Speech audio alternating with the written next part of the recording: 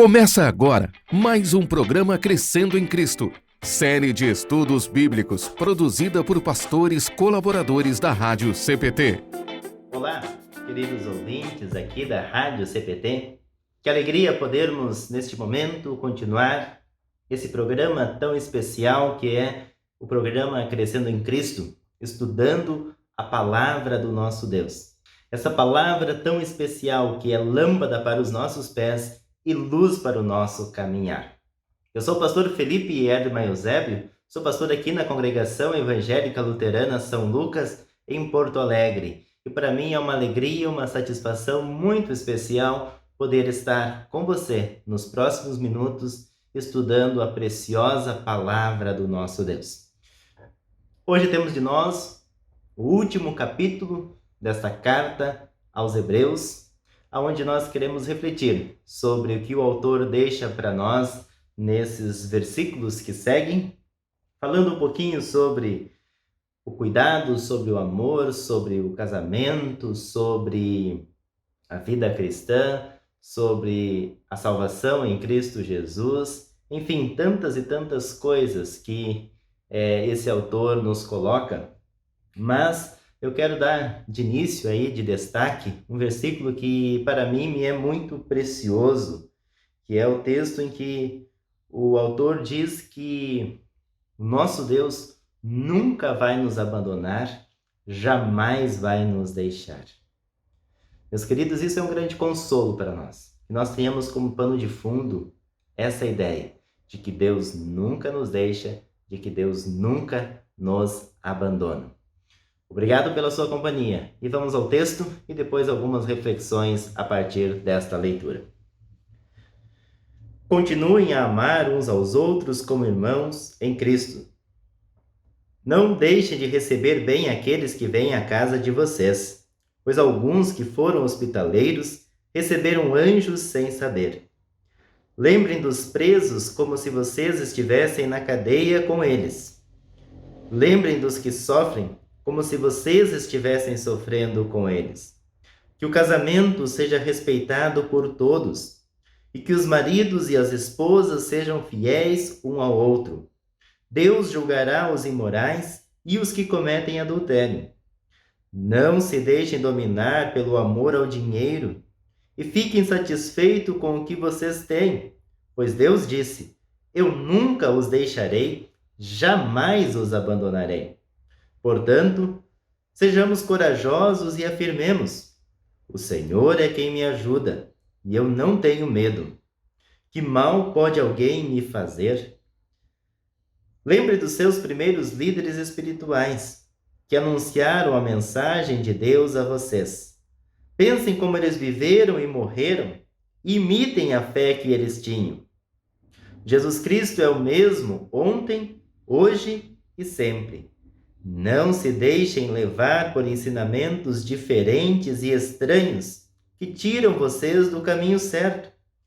É bom sermos espiritualmente fortes por meio da graça de Deus e não por meio da obediência às regras sobre alimentos, pois os que obedecem essas regras não têm sido ajudados por elas. Os sacerdotes que servem no templo não têm o direito de comer o sacrifício que é oferecido sobre o nosso altar. O grande sacerdote leva o sangue dos animais para dentro do lugar santíssimo, a fim de oferecê-lo como sacrifício pelos seus pecados. Mas os corpos dos animais, são queimados fora do acampamento. Por isso, Jesus também morreu fora da cidade de Jerusalém, para com seu próprio sangue purificar o povo dos seus pecados. Portanto, vamos para perto de Jesus, fora do acampamento, e soframos a mesma desonra que ele sofreu. Porque neste mundo não temos nenhuma cidade que dure para sempre. Pelo contrário, procuramos a cidade que virá depois. Por isso, por meio de Jesus Cristo, ofereçamos sempre louvor a Deus. Esse louvor é o sacrifício que apresentamos, a oferta que é dada por lábios que confessam a sua fé nele. Não deixe de fazer o bem e ajudar uns aos outros, pois são esses os sacrifícios que agradam a Deus. Obedeçam os seus líderes e sigam as suas ordens, pois eles cuidam sempre das necessidades espirituais de vocês, porque sabem que vão prestar contas disso a Deus. Se vocês obedecerem, eles farão o trabalho com alegria. Mas, se vocês não obedecerem, eles trabalharão com tristeza, e isso não ajudará vocês em nada. Continuem a orar por nós. Temos a certeza de que nossa consciência está limpa, pois sempre queremos fazer o que é correto. E peço a vocês, de modo especial, que orem para que Deus me mande de volta a vocês o mais depressa possível. Deus ressuscitou o nosso Senhor Jesus, que por causa da sua morte na cruz é o grande pastor do rebanho. E é por meio do sangue de Jesus que a aliança eterna é selada. Que o Deus de paz lhes dá tudo de bom que vocês precisam para fazer a sua vontade. E que Ele, por meio de Jesus Cristo, faça em nós tudo o que lhe agrada. E a Cristo seja dada a glória para todo sempre. Amém. Meus irmãos, peço que escutem com paciência essas palavras de ânimo, pois essa carta que escrevi não é muito longa. Quero que saibam que o nosso irmão Timóteo já saiu da cadeia. Se ele vier logo, eu o levarei comigo quando for ver vocês. Saudações a todos os líderes da igreja daí e de todo o povo de Deus. Os irmãos da Itália também mandam saudações a vocês. Que a graça de Deus esteja com todos vocês. Muito bem, então esse é o nosso texto para hoje. Que o Deus Pai, Filho e Espírito Santo abençoe o teu refletir e meditar da palavra que é dele. Começando pelo versículo 1. Lembrando que então essa carta está sendo concluída, está sendo finalizada. E aí o autor diz assim, olha, continuem a amar uns aos outros como irmãos em Cristo. Começa o nosso capítulo falando do amor. O amor pelos nossos irmãos. O amor pelo nosso próximo. O amor uns pelos outros. Esse é o nosso grande dever aqui neste mundo.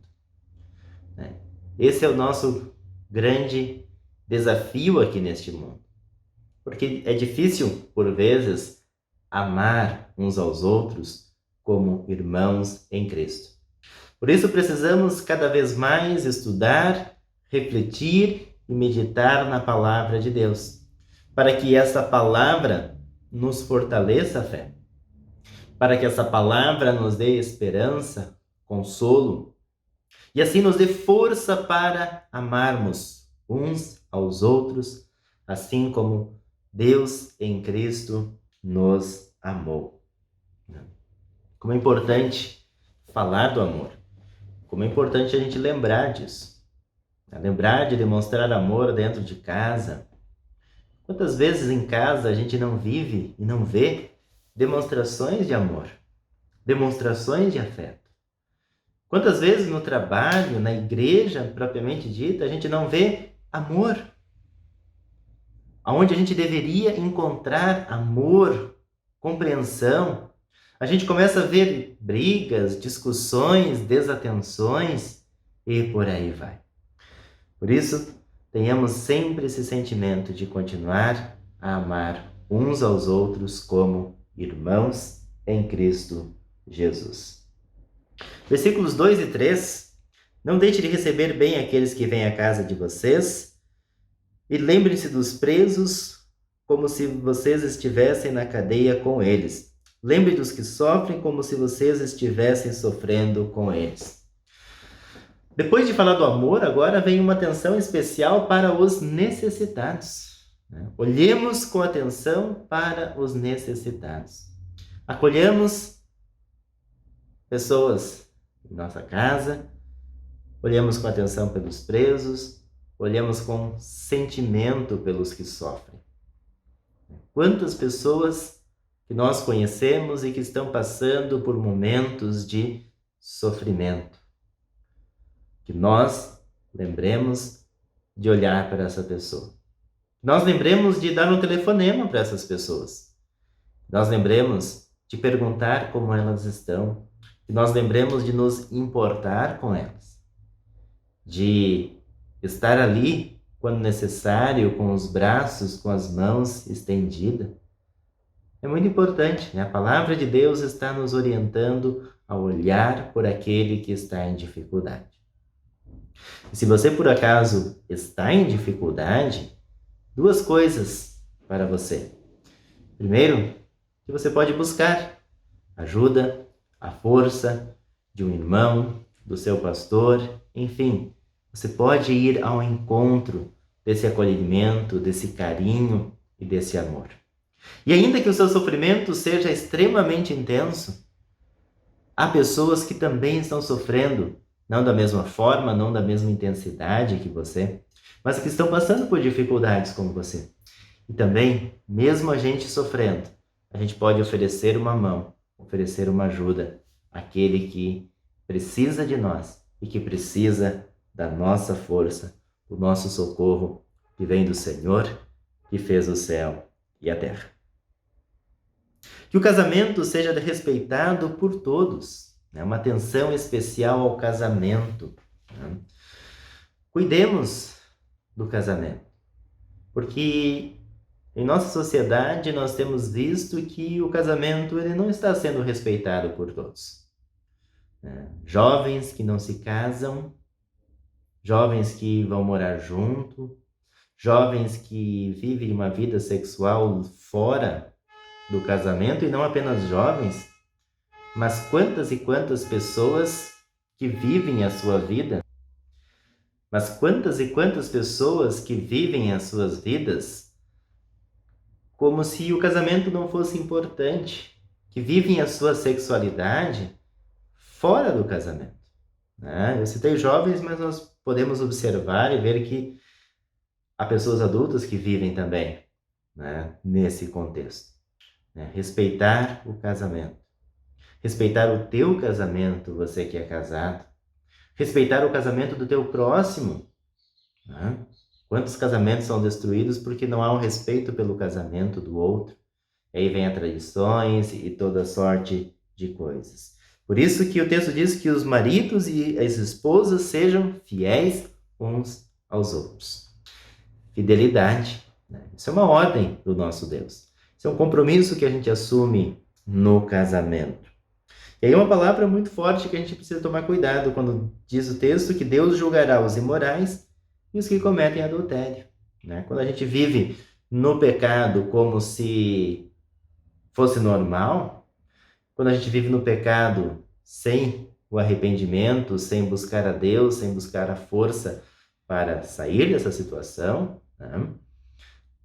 Tá aqui o texto, né? A gente precisa cuidar, né? E sempre há uma oportunidade de nós voltarmos para Deus, de nós buscarmos a Ele, na certeza que Ele vai nos acolher, que Ele vai nos dar o perdão, e a partir do perdão nós podemos recomeçar. Um outro conselho precioso para a nossa vida: não se deixem dominar pelo amor ao dinheiro, né?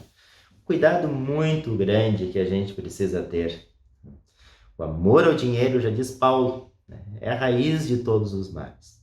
É a raiz de muitas brigas, discussões, brigas familiares, em questões de herança, em questões de terras, ou outros bens, brigas profissionais, de trabalho, falta de amor, falta de bondade, né? A falta de generosidade, né? Na medida que eu sou muito apegado ao dinheiro, muito apegado à riqueza, eu tenho dificuldade de demonstrar amor para o meu próximo, quando de repente envolve eu dar uma ajuda para ele. Quando envolve, de repente, eu colocar a mão no meu bolso e depositar, dar um valor, dar um alimento, alguma coisa do tipo, né? Cuidemos com isso. E o que vem depois está muito ligado ao amor do dinheiro, que é ficar satisfeito com o que nós temos. Cuidado com a insatisfação. Existe uma insatisfação que, por vezes, ela é boa. A insatisfação que faz a gente se manter alerta, que faz a gente procurar fazer cada vez melhor a nossa tarefa, a nossa função. Essa insatisfação é boa. Mas cuidado com a insatisfação que te coloca, às vezes, num sentimento de que nada que você tem é bom. A sua vida não é boa, os seus bens não é bom, a sua família não é boa, nada presta, nada funciona. Essa insatisfação que vai gerando muita ingratidão, né?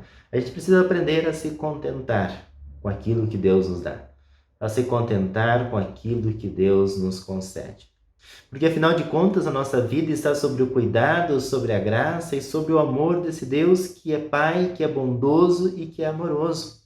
E é esse Deus que vem, então, o texto que diz que Ele mesmo disse: eu nunca os deixarei, jamais os abandonarei. Essa é uma promessa de Deus. Deus nunca vai nos deixar. Nós não podemos afirmar que nós somos abandonados por Deus, porque Ele tem uma promessa para nós de que Ele nunca vai nos abandonar, de que Ele sempre está conosco, de que Ele nos guarda, de que Ele nos ama e de que Ele nos auxilia e está do nosso lado. Por isso, podemos nos agarrar nesse texto e lembrar disso, que Deus diz que nunca nos deixa. Pessoas, amigos, familiares podem nos deixar, podem nos abandonar. Mas em outro texto, Deus diz na sua palavra que ainda que uma mãe abandone o seu filho, que é muito difícil de acontecer, Deus não abandona os seus. Nós, por vezes, corremos um grande risco de abandonar a Deus, mas Deus não faz isso conosco. Por isso nós podemos afirmar que o Senhor é quem nos ajuda e nós não temos medo. É Deus quem te ajuda, querido ouvinte. Você que me acompanha neste momento, né, tenha essa confiança que a ajuda que você sempre precisa, ela vem do Senhor que fez o céu e a terra. Por isso nós não precisamos ter medo. A Bíblia tem inúmeros textos dizendo para nós que nós não precisamos ter medo. Temos 365 vezes que a palavra de Deus diz: não tenha medo. Em muitas passagens, quando ela diz para nós que nós não devemos ter medo, ela vai nos dizer o seguinte: porque eu sou o teu Deus. Ou seja, se Deus está conosco, o Criador do céu e da terra, aquele que tem a vida dele sobre, ou melhor, a nossa vida sobre os seus cuidados, que mal poderá nos acontecer? E normalmente também, além de Deus dizer que Ele é o nosso Deus, Ele também diz: eu estou com vocês. Quantas e quantas vezes a palavra de Deus tem Deus nos falando: eu estou com você. Confiemos nesse cuidado e nesse amor de Deus. Por isso, vale o alerta que nós encontramos logo após, de que o texto vai dizer assim: não se deixem levar por ensinamentos diferentes e estranhos que tiram você do caminho certo. Nós temos muitos ensinamentos, nós temos muito conteúdo, nós temos muita coisa por aí. Por isso, não se deixe levar. Porque tem ensinamentos, às vezes, muito bonito, muito agradável, muito empolgante, muito envolvente, mas que não te mantém no caminho da salvação. Não te mantém no caminho de paz, de amor e de cuidado que Deus tem para nos oferecer. Por isso, é bom nós sermos espiritualmente fortes. Como é que nós vamos encontrar forças espirituais? Na leitura da palavra de Deus e na participação da Santa Ceia. Esses são os meios pelo qual Deus nos fortalece a fé. São os meios da graça para que nós encontramos essas forças que nós tanto precisamos do nosso Deus. Então, possamos nós fazer isso. E um pouquinho antes, nós precisamos lembrar também o que o autor nos lembra, que é: Jesus é o mesmo, ontem, hoje e o será para sempre. Ele é o mesmo, Ele é o único. Jesus não muda. Por isso que há centenas e centenas de anos, a igreja cristã vem confessando o credo apostólico e os outros credos ecumênicos. Quando nós estamos fazendo o nosso momento de confissão de fé em nosso culto, Nós precisamos lembrar que aquele momento, pessoas de muitos e muitos anos atrás, irmãos nossos na fé, vêm confessando essa fé. E é a fé que a palavra de Deus nos apresenta. A fé que mostra que Deus, ele não muda. Que Cristo é o mesmo. Ontem, é hoje e vai ser para sempre. A promessa de Deus é a mesma. Ela é para todo o sempre. Por isso que a nossa vida seja para a honra e para a glória do nosso Deus. Que Deus assim possa estar ao lado de vocês. Que o Deus da paz esteja com vocês.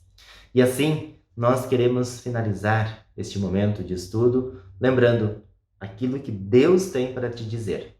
Que Ele nunca te abandonará, que Ele jamais te deixará. Confie plenamente e com toda a convicção nestas palavras e que você possa ter essa certeza e descansar nesta certeza da graça, do amor e do cuidado do nosso Deus. E eu apenas agradeço a você por este momento que nós podemos estar juntos. Desejo a graça, que Deus assim guarde, proteja a cada um de vocês. E eu finalizo com as palavras finais do texto de Hebreus. Que a graça de Deus esteja com todos vocês. Amém. Muito obrigado, que Deus os guarde e aquele abraço bem especial. Acompanhe este e outros programas em radiocpt.com.br.